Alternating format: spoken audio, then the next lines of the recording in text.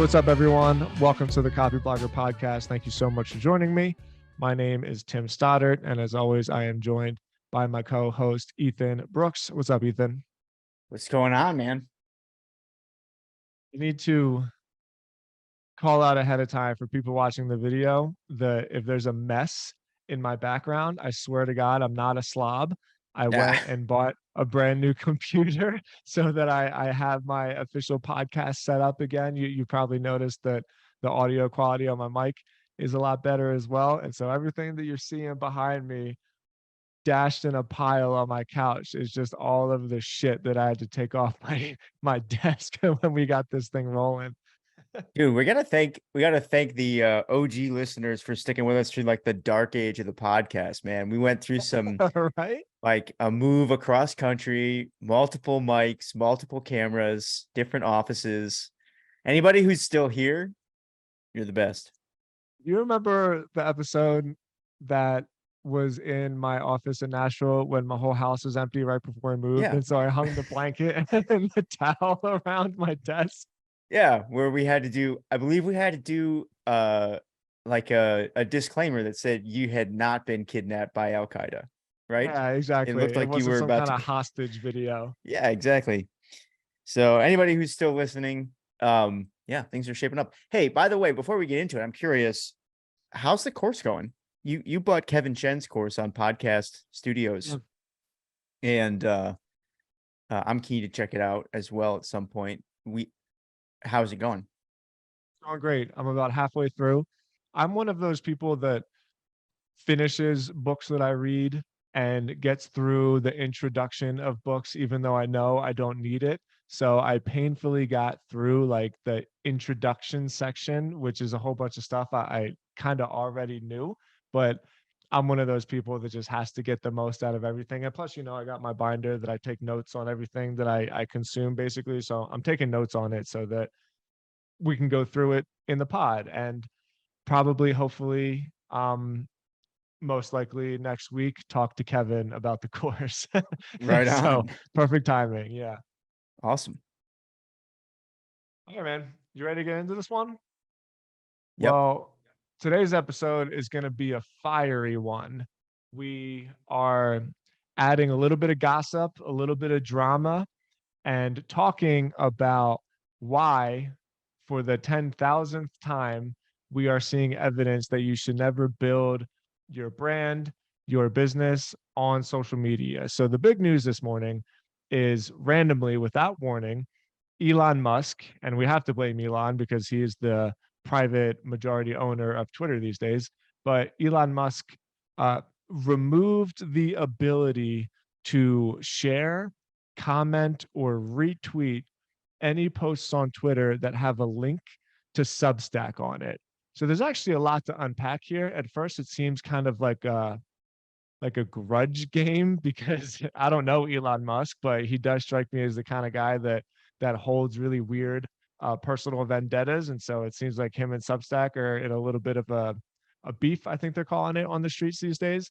But as I did a little bit more research on it, it seems to be tactical because Substack is also introducing new functionality, which looks to me like it's going to be competing directly with Twitter in the microblogging space. So how did you feel when you saw this news this morning? What was the first thing that you thought of?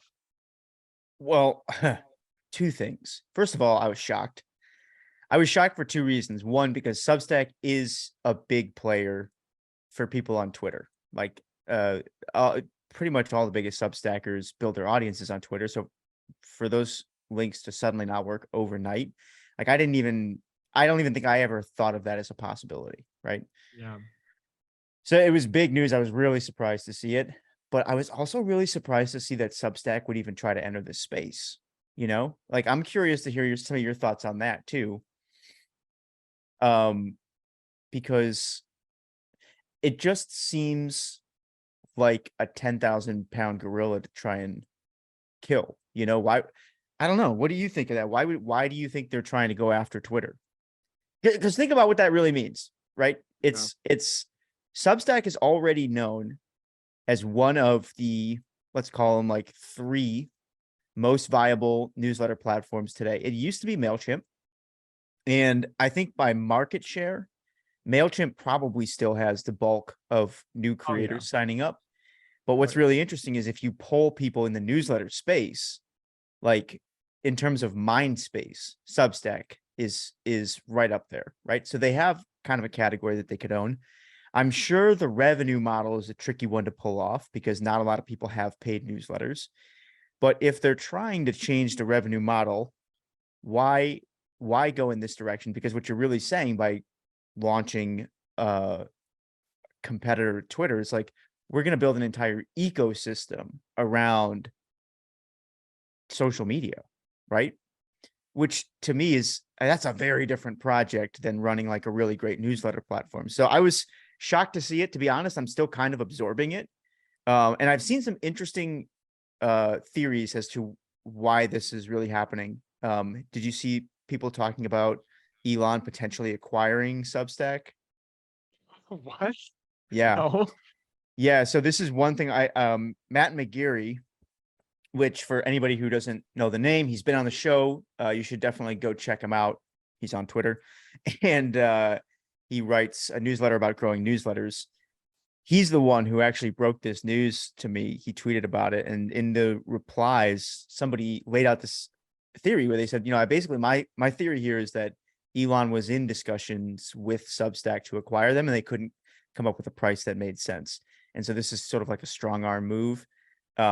In one direction, maybe Substack is like pushing back against Twitter when they see that the platform is sort of on unstable ground. And then in the other direction, Elon's maybe hitting back and going like, okay, well, if that's how it's going to be, let's see if we can get the price of acquisition down. So it's really interesting. But it, very interesting to see like mom and dad fighting like this. Substack and Yeah. Twitter go hand in hand. I was very surprised. But what do you There's think? so Like, much. why? Yeah, from Substack's perspective, do you think it makes sense to even go into this space, or do you think like, hey, maybe this was inevitable because maybe Substack is sitting there thinking, well, Twitter can shut us off anytime they want. We need to go build our own relationship with the audience like that. So many things you said there, which is important for people listening to understand. The first thing you said is, why would they go into this space? And the answer, I think, is because they don't make as much money as people think that they do. You said, and I was looking for the tweet before, somebody was, it was like 2 weeks ago. And I only know this because Nathan, who is the founder of ConvertKit, and Louis, who's the founder of a company called SparkLoop, which integrates with ConvertKit. So they're both very much in the ConvertKit space, where responding back and forth to this guy. I can't find it. We'll try to put it in the show notes. But basically, he put the Google Trends data for Substack, ConvertKit, and Beehive. And Substack, like by far, almost parabolically, had more search traffic than both ConvertKit and Beehive. But the business model for Substack is such that it's free unless you have a paid newsletter, and they only collect revenue on the paid members. So you don't have to pay to be a part of Substack. They collect money on people that pay to subscribe to their users' paid newsletters. And Hmm. so this was so interesting. I have a tweet here from Nathan.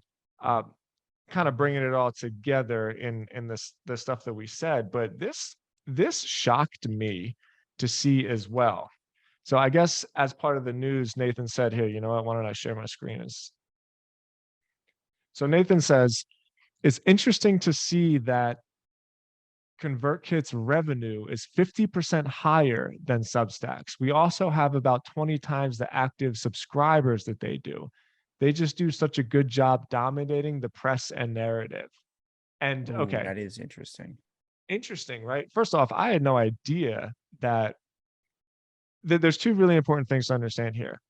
Substack's revenue is not that high because they only make money when their subscribers make money, which is another reason why just straight up monthly membership, access to use, and avoiding stuff that's free is another really good rule of thumb for people that are trying to create content. Next, we have about 20 times the active subscribers that they do. So what does that mean? It means that everybody who wants to start a blog, just like everybody that wants to start a podcast, right? They go to Substack, they create something, they write a first blog post, usually titled My First Post, and then they publish it and they never come back again. Whereas people that actually pay to use a piece of software, they're on the hook. They have skin in the game, right? And so that is another reason why I think it's like I said, it was shocking, but I think that's indicative to one of Substack's problems is that they have a lot of users, but not a lot of people use it. And then this part, they do such a good job of dominating the press and narrative.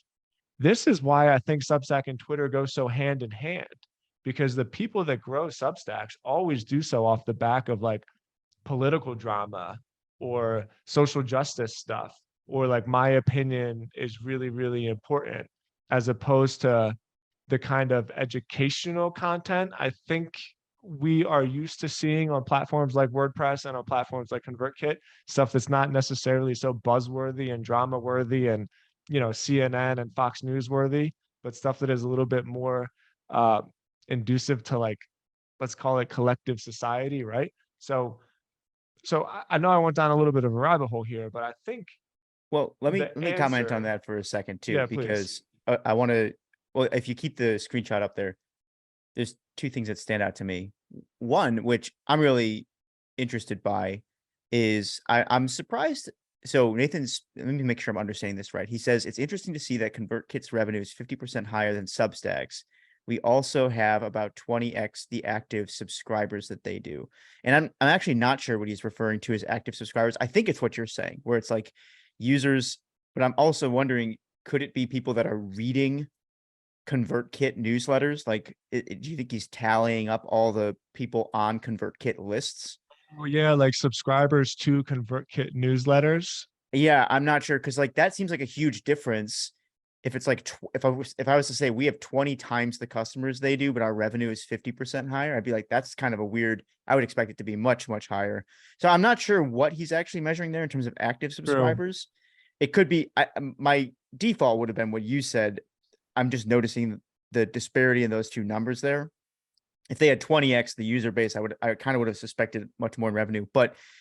Um, but I've also like seen Nathan talk about it. I really respect the way that he runs ConvertKit, and I think there's well, there's more to unpack there. But like I don't necessarily think he would trade his position for like the notoriety that Substack has all the time. Yeah. Um, even if it came with maybe X% more money. It'd be interesting to ask him that. But like to me, he seems like he's very focused on building the kind of business that he wants to run, not necessarily one that just dominates the headlines all the time. So there's one thing I'll say though about Substack's ability to dominate the social sort of narrative. And this is something that I think that they've actually done really well, is they decided to become the platform for free speech. And I'm not sure if you and I have talked about this yet. I definitely mentioned it on some podcast somewhere. That is like the smartest thing that they've done. Specifically, one of their founders went on Rogan and talked about it. And now every time somebody talks about free speech on Joe Rogan's podcast, he mentions Substack. You can go in there and like I would say probably every other episode, he mentions Substack in some way, shape, or form, which is just millions of dollars in free advertising for them because they were willing to take a stance on something that was like really dicey.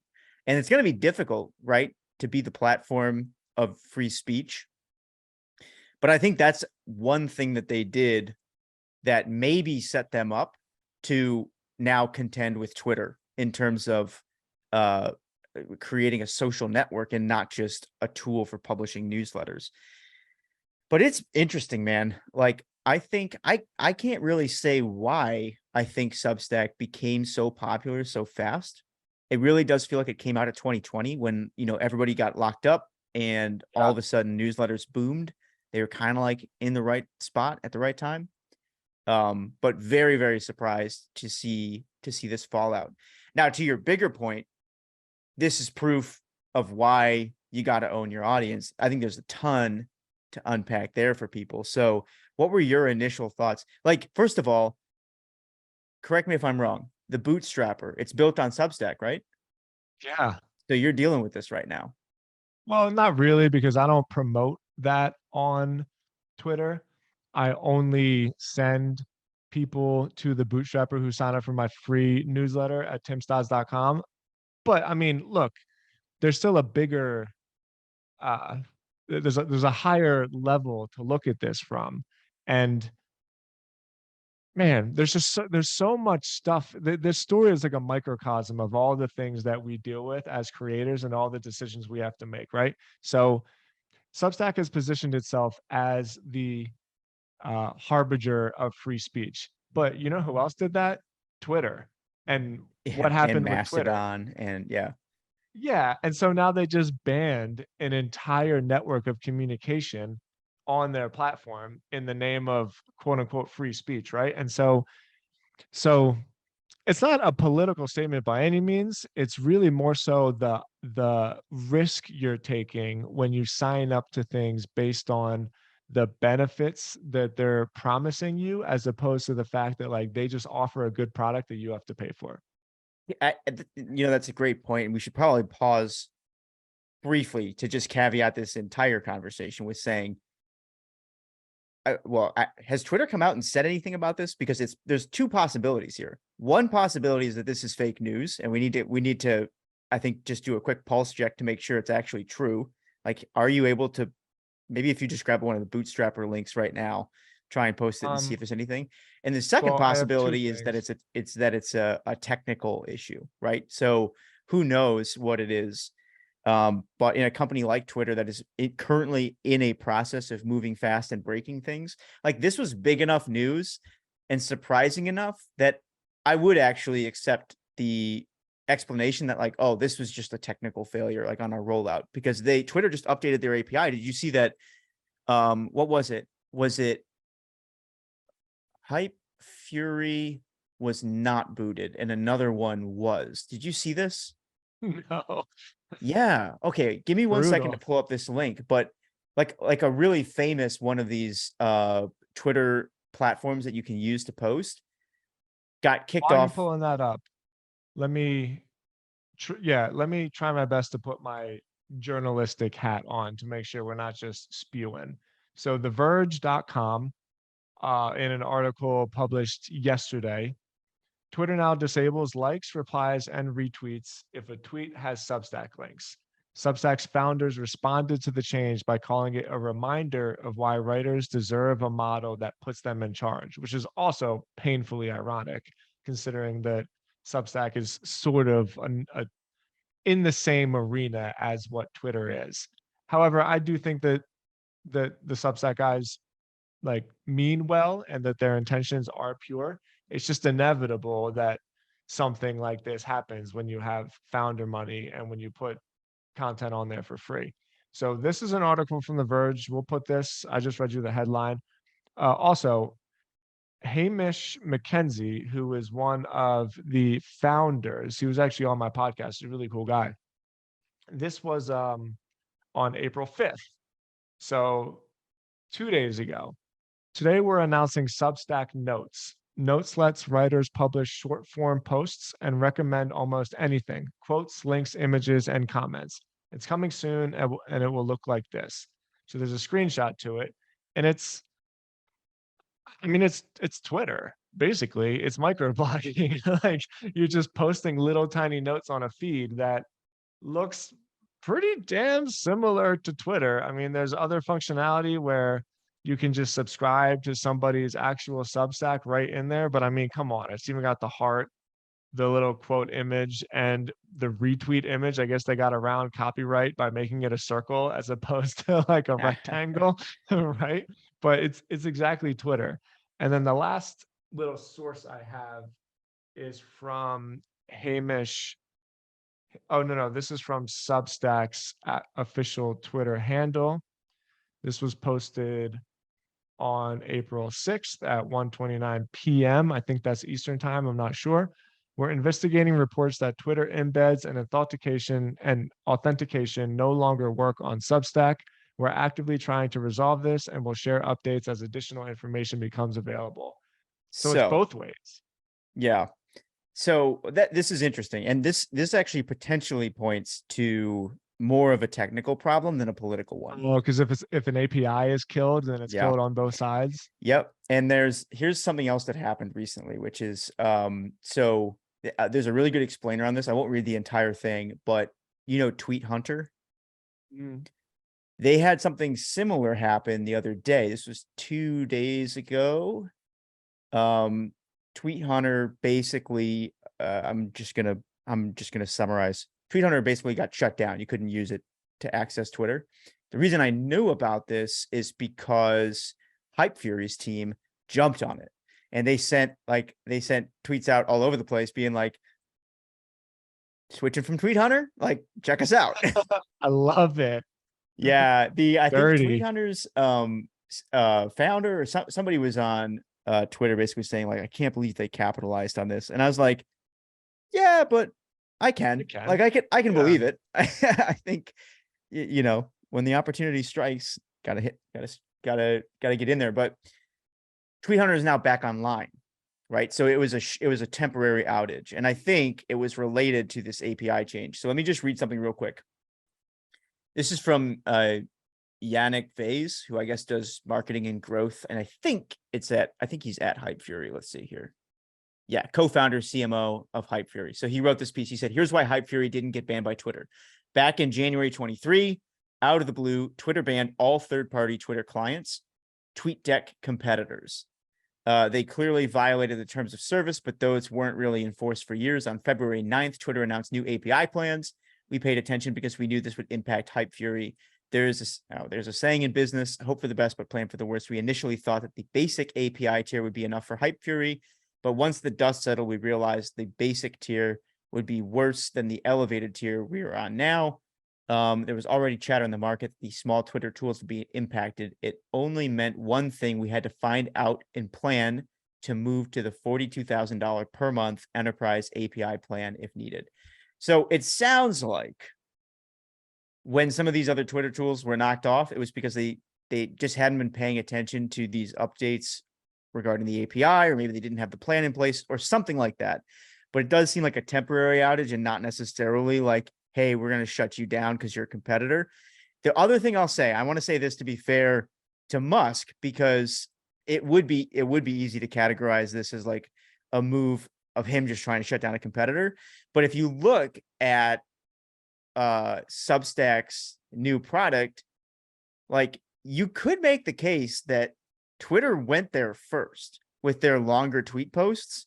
Like Twitter, it's actually not as surprising to see Substack like allow for microblogging, because they're kind of a blogging platform in the first place. And Twitter has had this longer post available that kind of makes them more of a competitor with platforms like Substack. So I'm not even sure. Like I could very easily believe there is no political bad blood between these two, and it's like a technical problem. So we'll caveat it that way. But regardless, it is a perfect indication of why you really need to be building. Even if you build on other platforms, it all needs to funnel back to something that you own. And we talked about this with one of the other Substack updates. What was it? I forget what we were talking about. With the app. Yeah, the app. And we weren't quite sure if you could still access your list from the app. It turns out you could. But regardless, the point of all these updates is always like, you got to be building a list somewhere that you own. So it's fine to build on these platforms, but yeah, Well, it I can't be like the only this. thing. I think it is important that we try to take the other side of the argument, right? Because why, if the risks are, if they repeat themselves over and over again, like this story repeats itself over and over again. You build your brand on a third-party platform, and then it's like that South Park meme where he's investing his money in the bank account, and it's like, It's gone. and it's gone. You know, What do you mean like, it's gone? yeah. This seat is for If this customers happens over only. and yeah, that's right. But if this happens over and over again, then why do people keep doing it?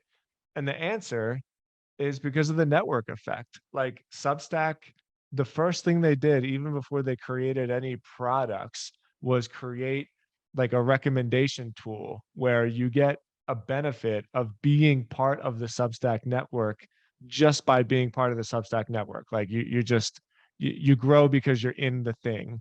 And I've seen firsthand, I mean, I know we don't talk about it much, but my little secret blog, the blank page that I write in every day, that's on Substack. I thought that would be a perfect Substack because I had no intentions of growing it or doing anything. It was basically just an easy place for me to write and clear my head in the morning. And I have 1,900 subscribers on it, and I've done nothing. I've posted 2 articles. One was that Jordan Peterson article that we talked about, and when my son was born, I made a little bit of a post. And so those are the only shares I've ever put for that thing. And over the course of the last year and a half, 1,900 subscribers. I mean, like just through the organic network effect of being a part of Substack, that's serious. And so that is a reason to join. It's just you're dancing with the devil. Yeah. You bring up a good point, and I'm not sure I don't even know if I have a good answer for this, but what are we talking about when we talk about building on a platform that you own? What we're really saying is you need to be able to take those emails and put them somewhere that's not going to disappear. So it's like, it's fine to build on Substack. It's fine to build on like a Beehive. You could use any platform you want. But at the end of the day, all of your content ideally should be funneling people towards your email list, and then you should be taking their email addresses and storing them somewhere where they're not going to disappear, right? So if Substack disappeared tomorrow and you don't have your lists locally, how are you going to get it, right? You had this problem with the platform that shall not be named, the community platform that shall not be named. Um, so here's the thing that I'm So not sure I have a funny. good answer for. Where do you store the list locally? Do you do this? Do you download like local versions of your mailing list yet? No, and I should. I have a little bit of a better answer actually. I think you own something when you pay for it. So another thing that Substack does is you're on Substack server. So that's why when you create a Substack account, you're on ethansblog.substack.com. So I can't stand that because it just bothers me because I like the brand, right? And so I redirected my domain. And that's why if you go to the bootstrapper.io or you go to the blankpage.io, but I I don't own that server. Substack owns the server. And so if their server gets hacked or it's not gonna happen that their server is gonna get hacked. I'm just saying that like the possibilities arise that something happens internally within their company server that there's nothing I can do about. Yeah. Whereas I own my WordPress sites and I own them because I own the domain, which I bought. I own the server space, which I pay for. And kind of even more, yeah, I guess technically you rent server space, but it's a little bit different because I have a dedicated server. So like it is kind of my server that I can turn on and off and put things on it and take things off of it if I want to. And I own my email list because I pay for the ESP. Like they owe me, like I am paying them. So they owe me as Yeah. opposed to Substack where they don't owe me anything. They can do whatever they want with their company. And when that happens, everybody's always up in arms, like, oh, I can't believe they did this. I can't believe Elon Musk banned Substack or whatever happened from being able to post on Twitter. And they're shit out of luck. And they should be because they never had control in the first place. And people just refuse to accept that. Yeah. You know who was like the most extreme example of this in the way that we're sort of advocating? Do you know Sean West? Oh, He was a creator. He's still out there. I'm not sure if he's still running the same brand or not, but super interesting guy. He kind of got his start as an illustrator. He would illustrate logos, and then at one point he created a course for like hand lettering and sold something like $100,000 worth of the course in a day.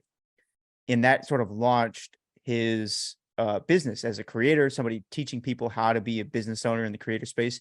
I used to pay a lot of attention to his work. This was you have long years hair. ago now. Yeah. Yeah. Got the Jesus look. Um, really interesting guy. That is a Jesus look if I ever seen one, man. That is like that's spot on. Yeah. he's really impressive, because not only does he do good work and he has a very hard bar for excellence, but he's also very methodical in terms of like how he builds his business. So when he had that success with the course, he started a podcast, started an entire business around it, and was, I mean, quite successful for a long time. I think at some point he dialed the business back, but he owned everything. Like they bought the hardware. He had a closet with a server in it that he would Wow. store his videos and podcasts on for exactly this reason. Like he's just like, and here's the other really impressive thing about him is that he's one of these people who is completely debt free. He won't buy anything on credit. Like him and his wife bought their house in cash and cars, everything. So when I say that he owned the server, like, he shelled out for these things up front.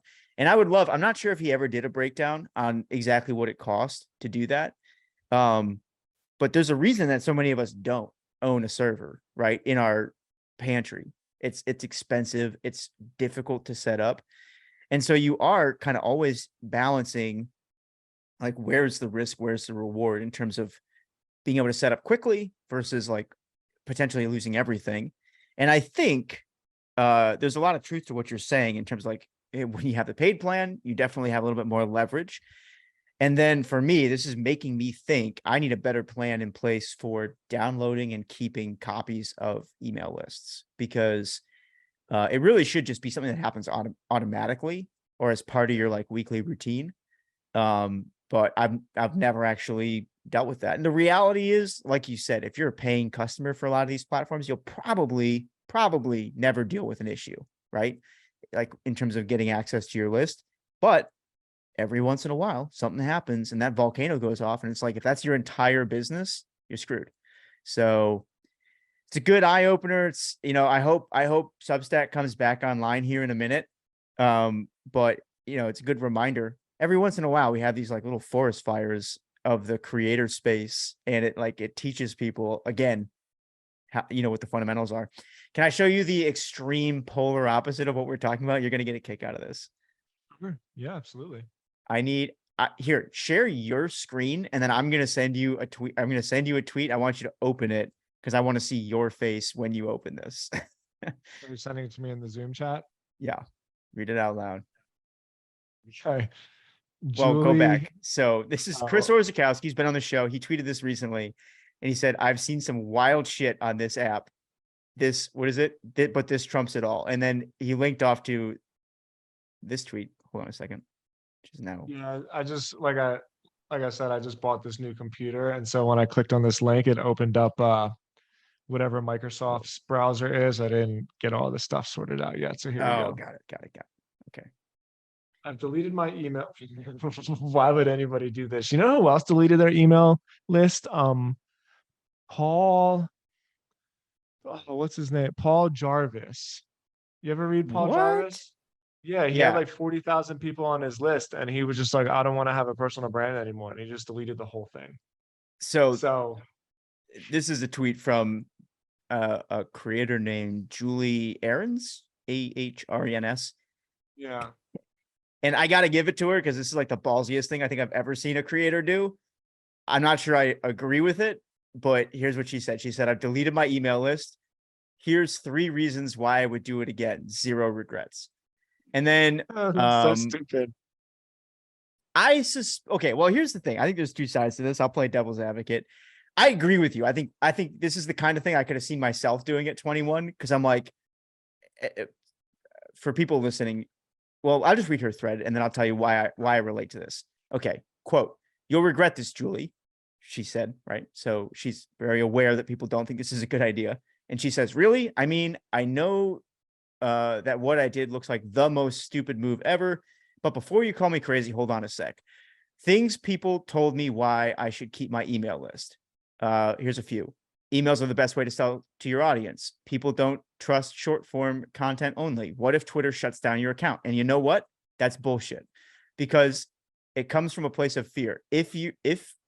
Are you afraid of Twitter shutting you down, not being seen as an authority, your audience forgetting about you? Personally, I'm not, which made this decision a no-brainer for me.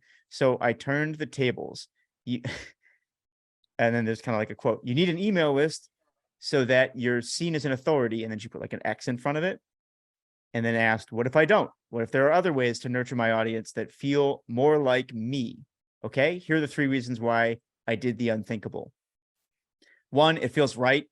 Sending out a whole freaking dictionary every week, literally regurgitating what I've said in my threads. Hell no from me, mainly because I'm not here to repeat the same thing over and over, which is exhausting. 2, I want my emails to have purpose. And I'm paraphrasing a little bit here because it's kind of a lengthy It's a thread. pretty long thread. Yeah, but I want my emails to have purpose. When I create content, there's always an intention behind it.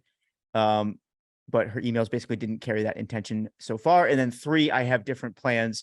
I'll be creating a new email list in the future, different place, different time, because I want them to truly mean something. Okay, so a couple of things to break down here. 1, this literally almost gave me a stroke. Madness. But also got to respect the move. Here's why. I get this. I get this feeling of being like, oh, everyone says you got to do this. And you feel like maybe you're spread in 1,000 directions. And then there's some party that's like, I'm just going to go all in on the thing that I'm already good at. Like Mr. Beast does this. Mr. Beast, did you hear him on Joe Rogan? And, Mr. Beast is definitely, there aren't too many people like him, but on Joe Rogan, I think it was Rogan was like, so you ever think about like moving to other platforms like Twitter and stuff like that? And he's like, why? He's like, I'm all in on YouTube. And I see some of the fingerprints of that on this, where it's like, no, yeah, I get the whole email list thing, but I'm only going to be on Twitter. Like I'm going to be Twitter's biggest creator. You're going to know my name. If that's what she's going for, I don't have the stomach for it, but I respect it. But, oh my God, dude. The madness. Yeah. I'm stressed. I'm stressed out even thinking about this. Like, I want to show her what her life could be like 5 years from now that she's not going to know. I think Mr. Beast isn't the best example because when Mr. Beast launched Mr. Beast Burgers, how did he do that? Like he still did that through press. Well, maybe not an email list. I don't know. Doesn't matter. I hear what you're saying. It is cool to go all in on one thing, but this is like going all in on Big Macs. It's like everybody else is eating healthy and everybody's telling me all the benefits of eating healthy. And you know what? I don't care what people tell me to do. I'm going to do my own thing and I'm just only going to eat Big Macs. It's like, cool. You are committed to something and good on you for having like that kind of discipline and that kind of fortitude to stick it out. But, oh, Julie, I feel for you. You're going to regret this one. We'll see. We'll see. I think love how Chris says. I've seen some wild shit on this app, but this jumps it off. Yeah, I think I don't know. And here's the other thing I'll say is when she said she said I deleted my email list, which I think a lot of people are interpreting as like I got rid of all the emails on the list. I think it's also possible it's like maybe it's just like I stopped sending a newsletter, So maybe she still got them. If I don't know, man, I've done this kind of thing, especially when I was young. I'm not sure how old Julie is, but like when I was young, I did so much stuff that was it was designed to give me direction and like clarity of purpose, which I think is one of the harder things when you're still kind of figuring out what your niche is going to be, right? And this is the hardest thing. People ask about this a lot when I talk about newsletters or when we talk about kind of like the publishing game in general. Like one of the biggest questions is just how do you figure out what your niche should be? And unfortunately, I think the most realistic advice is still just not that helpful, which is for me, I tried a lot until something finally hit.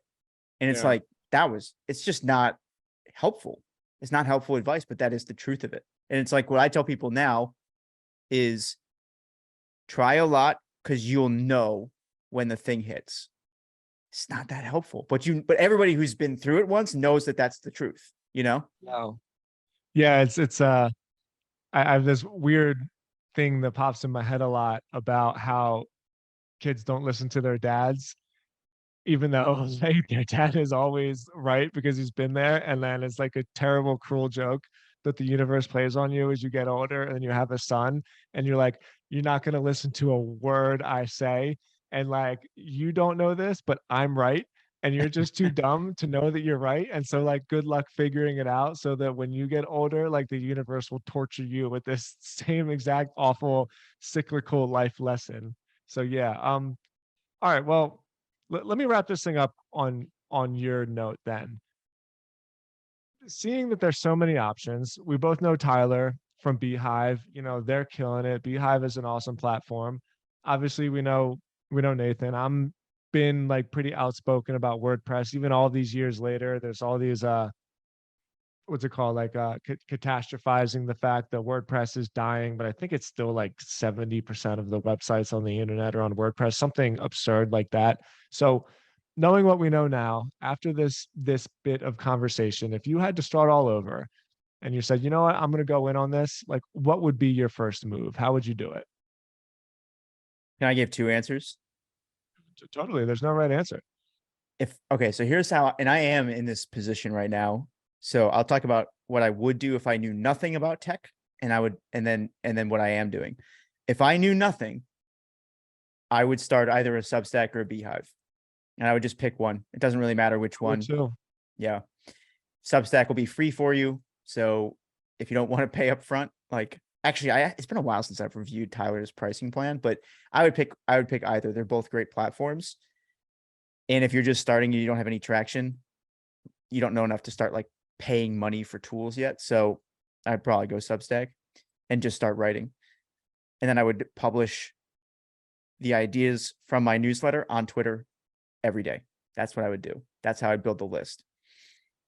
What I am doing, and this is like sort of in progress right now because I just recently left Trends. So I'm down to sort of the podcast, my day job at Hampton, and then whatever publishing I want to do for myself on the side. My blog is built on WordPress. The newsletter is going to be on Beehive. I've got an account there. I'm currently using HubSpot as the form collector for email addresses, and it's so good. I just don't like their email builder. But the forms integrates it really, really well. I'm keen to see how Beehives work, but it's going to be WordPress for the blog, Beehive for the newsletter, and then I'm going to publish on Twitter. That's it. Yeah. What What a would you do? what a twisted way to end the show, where I would say, like, just start a Substack. Like, Man, it's a good thing our titles, like, we have a chance to rewrite the title after we record the episode. Because I'm pretty sure the first title we came up with was like, Elon blows up Substack. 10 more reasons not to publish on Substack. Advice at the end of well, the day, get yourself a Substack. there is such thing as the technical know-how. Like, one of the biggest things that holds people up is they just feel like they have to get it right. You Right. know, I can't tell you how many times I've seen like, but I need to design my website. And it's like, you really don't. Yep. You really don't. So if you're open to it, so okay, actually, let me revisit my offer. If you're open to putting in the slightest bit of effort, and I mean the slightest bit of effort, do this. Call GoDaddy on the phone. Tell them I don't know anything I'm doing and I'm going to ask a million questions and I'm going to take up your time. One thing about GoDaddy, as bad as they are in a lot of different ways, they have built a great customer service department. And I think they've been very strategic about it. So call GoDaddy and tell them I need a WordPress install and I need to launch a WordPress site and I need to buy a domain, and just sit on the phone with them until all of a sudden they do it for you. And they will. They really, really will. Just use the 2023 theme. So WordPress publishes a bunch of free themes every year. And like the standard one that comes with websites is usually the name of the year. So it'll be a 2023 theme, and just stay on the phone with them and be like, okay, I need a domain. I need to set up a hosting account, and I need to put together a WordPress install. And then they'll do it. And now you got $12 a month for your hosting and you have your own website. You can do all of that. Or if you just have an idea and you want to get started, go to substack.com and literally just click the create button. But here's like the downside of it Yeah. is most people don't stick with Substack because there's something about like building the thing that I think really, really, really matters. So there's pros and cons. Another one of the pros of Substack is the actual writing experience is very, very good. Just the back end of it is so minimalist and it's so smooth. I can't even tell you what it is about it. Like it's Yeah. really enjoyable to write in that back end platform. So they did that well. So oh man, even just I think rambling through this shit for the last 3 minutes, like I didn't even give an answer, but no, those you would gave be a my good two answer. answers. You gave a good answer. I think the advice was solid, which is like, yeah, just call somebody and have them install a website for you and publish your articles there and use something like Substack or Beehive for the newsletter. Can I tell you something I Yeah. think about Substack? I love their product so much. I think I don't know anything about, you know, like how much cash they're burning or what their revenue really is, but it seems just from the public discourse that that's probably the thing they're trying to figure out most. Um, I really think the platform is going to make it in the long term, though, just I because do too. the user experience is so good. They have the best gated, um, like newsletter capture form that I've seen anywhere. So for people who go to like a Substack page and you start to scroll, if you're not a subscriber, the email capture pops up, and that's not necessarily new, but what is new is just the UX around it. So the Yeah. screen dims just a little bit. You can still actually read the full newsletter as you scroll. So it's not like that frustrating experience as a reader where you get to a page and it's like, oh, you got to have to sign up, sign in, or give us money. Like you can choose to read through this thing if you want to. I'm so much more likely to sign up. I've actually been looking all over the place just to find some sort of plugin for WordPress that could mimic Substack's gate. It's not Um, there. it's not there. It's It's so such a funny good, that you're bringing this up because so the original blank page was on WordPress or excuse me, the original Bootstrapper was on WordPress and then I used MemberPress. But since you're on WordPress, the process of telling WordPress where the gate is because you want them to read a little bit of the article and then all of a sudden it stops so that they say, "Oh, I want to keep going." And then, they click the button and they buy it. It was just so difficult. Every single article you hit, you had to go through this whole arduous process and like tell it exactly where to go. And then even when you did, the gate box, let's call it, the CTA, you had to manually put in that content every single time. And hmm, it didn't do that blur thing where as you go down, it gets a little bit more gradient and a little bit more gradient until all of a sudden the CTA is there. And it was that one thing alone that made me go like, ugh, I don't want to do this on WordPress. I'm just going to do this on Substack because it's so much easier to convert free subscribers to paid subscribers just through that call to action and through that yeah, UX. It makes such a difference. And they just nailed it with that. Totally. that's awesome. Speaking of, wait, actually, I'm not sure if they're on Substack. Let me check something real quick. I want to do a couple of quick call outs for some cool creators as we wrap this up. And last thing I just want to drive home is a point you said about how the tech doesn't matter. It really doesn't. I'm not sure if we've gone through these numbers yet on the show, but I've interviewed people like Tyler Denk, who was the first technical hire at Morning Brew. He was employee number one at Morning Brew, and he built their entire like tech ecosystem early on. I've also talked to like That's cool. technical leads at a whole bunch of other newsletter companies. The technology you use does not matter until you're sending about 100,000 emails a day. Anything under that, just go to Beehive, go to Substack, go to MailChimp, whatever you want, whatever's easiest and most like works for your budget. All right, real quick, two quick shout outs. I want to shout out one project. This is Ivy Zoo, IVYXU. She's a Trends member and we've been connected for a long time. And she's on Beehive. Okay. So she started a newsletter called Prequel, which is for parents who are like want to be involved in their kids' education. It's growing like crazy, man. She texted me on the 29th with a chart of their growth. And like basically between the 13th and the 29th, she'd added 10,000 readers to this newsletter. And then I forwarded her to the editor of Trends. And by the time I was able to forward that email, like say 2 days went by, and she texted another photo, and they'd added another 5,000 readers at that point. Like, this is one of the fastest growing newsletters I think I've ever seen. And she says, and we're going to talk more about exactly how she's doing this, but she says like largely because of Spark Loop.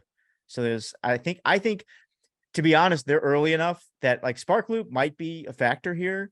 This is definitely like an audience thing too, though. Like, her audience is obviously really passionate about what they're publishing, because I've never seen a newsletter grow this fast. So there's something they're tapping into there. But congratulations to Ivy. You can go check her out, IVYXVINE on Twitter. And then the newsletter is prequel.beehive.com. And then one other thing I wanted to just shout out real quick, maybe we could talk about this next week. Another cool writing adjacent project. You're going to like this one. Oh, I sent it to you. It's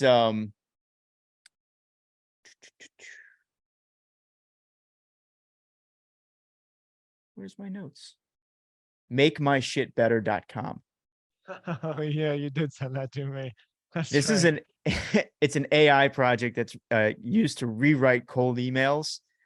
And you can send a quick email to bro@makemyshitbetter.com, and it automatically rewrites it. Just know, though, that it automatically posts the original and the rewritten version on their homepage. So, use that, do with that information what you will. But this is a project from a friend of mine, and I thought it was hilarious when I saw it. So lots of cool stuff going on there. All right, that's it. We'll include notes to all this stuff in the show notes. We'll link off to some of the tweets that we mentioned, the projects, the news, everything like that. Thank you, everybody, for checking in. Be sure to check out copybloggerpod.com. And Tim, is there anything you want to tell the good people before we let them go for the week? Nope. I'm just so happy to be back on my microphone and my webcam. I feel like a real podcaster again. We're doing this. Yeah. Taking it up to level 11. All right, man. Good to see you. We'll see you next week. Thanks, See you next everyone. week.